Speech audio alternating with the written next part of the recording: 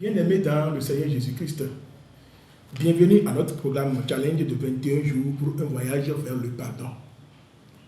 Dans ce programme, nous avons plusieurs thèmes qui ont été déjà développés. Et pour cet instant, nous avons un nouveau thème qui est intitulé Le pardon, une puissance qui libère. Chers frères et sœurs dans le Seigneur Jésus-Christ, n'allons pas nous attarder sur la définition du pardon.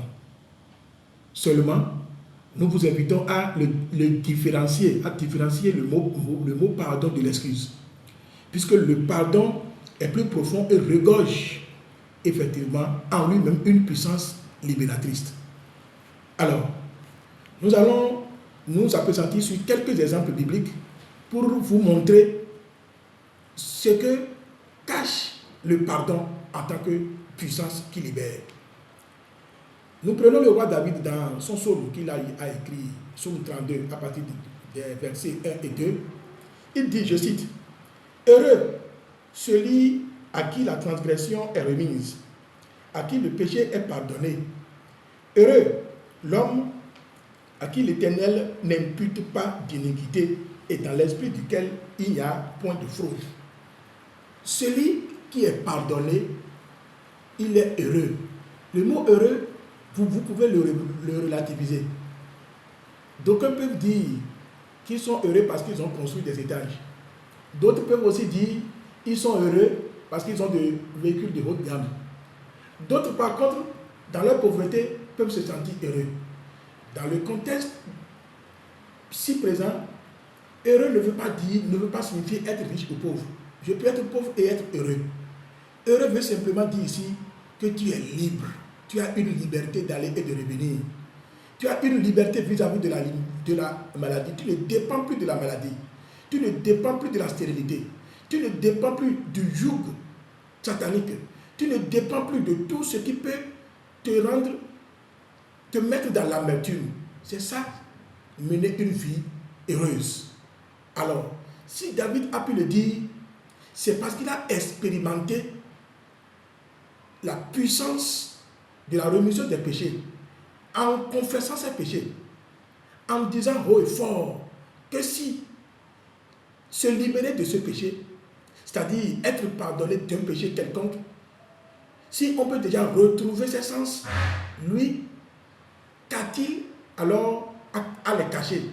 Quand vous prenez les versets 3 et 4 du même passage du psaume 32, David a su bien dire qu'au moment où il n'avait pas encore confessé ses péchés, il était sous l'emprise de la maladie.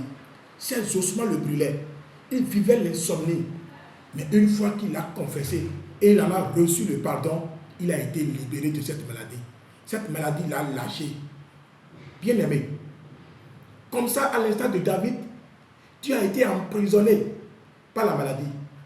Tu as été emprisonné par la stérilité, par la mévente, par une pauvreté. Parce que tu as offensé quelqu'un et tu le sais très bien. Parce que je dis, si David a su le dire, c'est parce que dans l'humilité, il a reconnu qu'il a péché.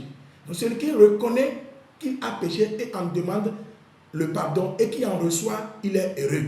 Il vit librement. Il a été libéré de sa maladie parce qu'il a demandé, il a reconnu qu'il a péché et il en a demandé le pardon. Toi aussi, je t'invite à faire de même. L'autre exemple que je vais te donner tout de suite même, c'est quoi? C'est cette dame-là qui a été ramenée à Jésus-Christ. Cette dame qui a été surprise en flagrant délit d'adultère. Et son sang était scellé déjà sous la lapidation, sous la condamnation à mort, parce que ce fut une loi de cette localité. Mais quand bien même Jésus-Christ était mis à l'épreuve pour qu'on puisse le prendre, la réponse que Jésus-Christ avait donnée à cette dame, c'est que qui te condamne? Moi-même, je ne te condamne pas. On peut le lire dans Jean 8. Moi-même non plus, je ne te condamne. Cette libération de cette dame l'a rapproché plus de Jésus-Christ parce qu'elle n'avait pas encore expérimenté qui on appelle Jésus-Christ. Le seul qui est capable de pardonner les péchés.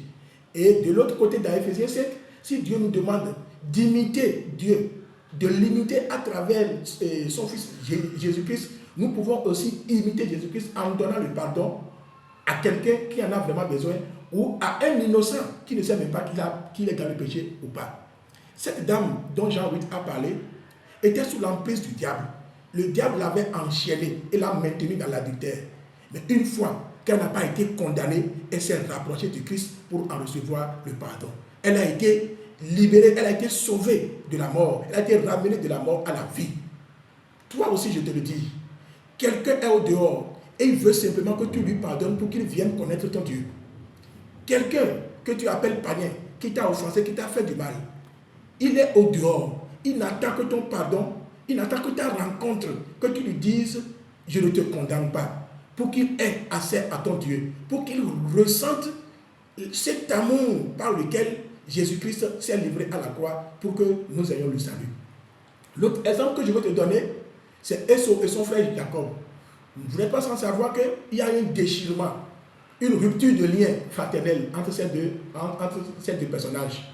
Au point où Esau en voulait farouchement à son frère Jacob, qui était béni par ruse, par leur papa. Alléluia. Mais chemin faisant, l'un en voulait à l'autre, le cœur pesant, le cœur ressentant de l'amertume. Mais dans l'humilité, Jacob s'est rendu chez Esau pour lui demander le pardon. Il a été libéré. Puisque c'est la seule situation, la seule condition sine qua non pour lui de jouir de toutes les bénédictions dont il a été dont il a bénéficié de la part de la prière de son papa. L'autre exemple que je m'en vais te donner, c'est justement les frères de Joseph qui l'ont torturé, qui lui ont montré de toutes les couleurs. Mais leur frère, quand même c'est le dessein divin, leur frère qui a été placé au péché, qui a occupé une place de choix aujourd'hui, n'a que le pardon à leur donner pour leur permettre de vivre, pour leur permettre de survivre, de se tirer d'affaire de cette famine qui était à leur chevet. Par peur, celui qui t'a offensé veut venir vers toi. Il n'attend que ton pardon pour être libre. Et cette peur qui a animé les frères de Joseph a été dissipée par le pardon qu'il leur a donné. Ils ne s'y attendaient plus parce qu'ils savaient qu'ils étaient déjà condamnés du fait qu'ils aient péché. Mon frère, ma soeur, je te dis aujourd'hui, Joseph a libéré ses frères. Et lui-même, parce que ce que ses frères lui avaient fait pesait sur lui. Il ne savait même plus où est-ce qu'il pouvait les trouver. Lui-même vivait l'amertume de cela. Mais il a fallu que ses frères s'amènent vers lui et qu'il leur donne le pardon, que vice-versa, chacun s'est libéré et la joie a été. Bien-aimé dans le Seigneur, si tous ces exemples-là pouvaient te servir à comprendre que toi-même tu es un enfant issu du pardon, parce que Jésus-Christ a dû verser son sang, et par amour que Dieu a pour nous dans Jean 3,16, Jésus-Christ a versé son sang pour que toi tu aies le pardon. Maintenant, si tu reconnais que tu es le Fils, tu appartiens à ce Jésus-Christ et que tu dois l'imiter, et que tous ceux-là dont j'ai cité les noms ont pu donner du pardon, ont pu libérer leur vis-à-vis de la mort, de la servitude, en leur donnant du pardon, et qui se sont libérés eux-mêmes en offrant le pardon à leur vis-à-vis, mon frère, ma soeur, tu peux le faire aussi. Je suis sûr que ta maladie n'attend que le pardon que tu dois donner à quelqu'un, ou que tu dois recevoir de quelqu'un pour être guéri. Ton chômage n'attend que ça. Ta stérilité n'attend que ça. Ta reine que tu as tout le temps n'attend que ça. Mon frère, ma soeur, libère-toi aujourd'hui. Fais-toi pardonner et pardonne à ton prochain pour que vive la paix autour de toi et que la paix que le Seigneur Jésus-Christ nous a laissée sur cette terre, qui n'est pas une paix corruptible, soit dans tous les ménages. Si nous prenons encore Marc 2, où ce paralytique n'a reçu simplement que l'incantation de Jésus-Christ. Quelle incantation? Ce n'est pas le vaudou. Hein? Il lui a dit simplement, mon fils, tes péchés te sont pardonnés. Il n'a pas prié, il n'a pas jeûné, il n'a pas fait des sacrifices. Mais la seule phrase que Jésus-Christ a prononcée sur ce paralytique l'a guéri. Le paralytique a reçu le pardon et il en est guéri. Quelqu'un attend aussi ce pardon pour être guéri. Quelqu'un attend ce pardon pour être guéri. Et à la fin, vers le verset 12, quand le paralytique a été guéri, sous le vocable simplement de tes péchés te sont pardonnés, ceux qui étaient là ont dit, nous n'avons jamais vu cela. Oui, tu n'as jamais vu ce qu'on n'a jamais vu, on l'expérimente. Ils n'ont jamais su que le péché, le pardon des péchés pouvait sauver quelqu'un, pouvait guérir une maladie. Mon frère, je te le dis aujourd'hui, à travers les Écritures saintes, expérimente pour sauver quelqu'un, pour te sauver toi-même, parce que tu te libères toi-même, tu te guéris toi-même de l'amertume, tu te guéris toi-même de l'hypertension, tu te guéris toi-même de la haine, et tu guéris ton vis-à-vis, celui qui t'a offensé. Le peu que nous venons d'entendre sur ce thème, que cela soit gravé dans nos mémoires. Expérimente le pardon et tu vas voir sa puissance libératrice au nom du Seigneur Jésus-Christ.